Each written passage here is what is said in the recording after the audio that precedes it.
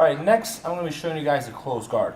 Now, once again, the reason the guard exists is if you get taken down or you end up on bottom because your opponent is a better wrestler than you, is a better judo player, he's just heavier, or for whatever reason, you can still fight off your back. Like in judo and wrestling, for example, if you're on your back, you're losing the match. It's the end of the fight, actually. Well, jiu-jitsu, you keep going. Now, that doesn't mean you should always be on your back. There's a time to be on your back, but the first opportunity you have, you want to get on top. But in case I can't do that, I should be able to fight off my back. So one of the most traditional positions we use is the closed guard. Now, this is what we call a closed guard. It's very simple. My opponent's going to be doing, normally what he should be doing is posturing, keeping his distance from me. Okay, he doesn't want to stay too close. He doesn't want to give me head control. He doesn't want to let me bring him in too close.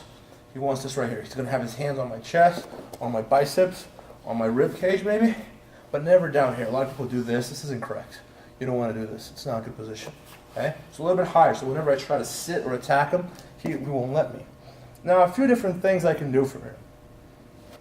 I can attack his arms. I can attack his neck. I can look for sweeps. I can look to go to his back. I can open guard and work with my open guard. I have different options. Okay. Now Kavaka here, and now we're talking about submission wrestling. We're talking about jiu-jitsu.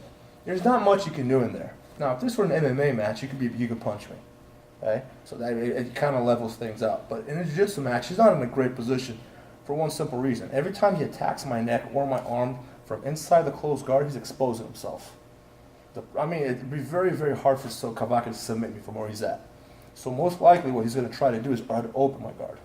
He's going to try to stand up or just open my legs. Now once he opens my guard, he's going to be trying to pass. I can work from the closed guard, and like I said, I can work those submissions or those sweeps, or I can just keep them, or I can just open my guard and go try to play open guard with it. Depends. I have those options. So okay, so this is a closed guard. Kavaka's keeping his posture. Once again, although I'm on the bottom, I'm the aggressor here. Keep in mind that I can use my legs and my arms, and I can move my hips. Kavaka's on his knees. The only thing he can do is move his arms and lift his head up. So his movement is limited compared to mine. There's a lot more I can do from the bottom than he can. All right? Now, once again, I'm going to say it again. This is jiu-jitsu, submission wrestling. Like I said, MMA, it's a little bit different. Okay? So in this position right here, Kavaka will be trying to open my guard and pass. For him to attack me from where he's at, bad idea. There's not much you can do. You see a lot of people grabbing the head from here. It's not going to do anything. He's never going to choke me from here. All he's doing is exposing himself. Next thing you know, I'm on his back, I'm choking him, I'm attacking his arms. A number of things I can do from the bottom, and all he can do is pretty much defend himself. So if you're in someone's closed guard, you want to open and pass. You want to open and go for something else. To begin with, Kavaka shouldn't let me close the guard. Why would he let me put him in a position where he can't attack me? And he's got to open. So in the first place, he's got to make sure he stays in open guard. If he's in open guard, he can pass. So if I try to close, he's not going to let me. He's not going to let me by blocking my leg or maybe bringing this knee up. And now I can't close. Okay? That's how the game is fought. You know, that's how the game evolves and positions change from one to the other. As you start understanding jiu-jitsu, you're going to realize it's like a chess match.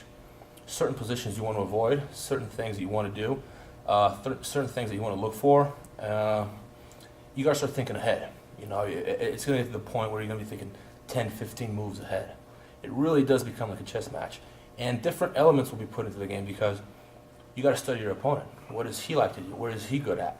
What are my best positions? So you got to realize that a lot of times you're going to be leaning towards certain things while avoiding others. And in a different match, you'll be doing the opposite.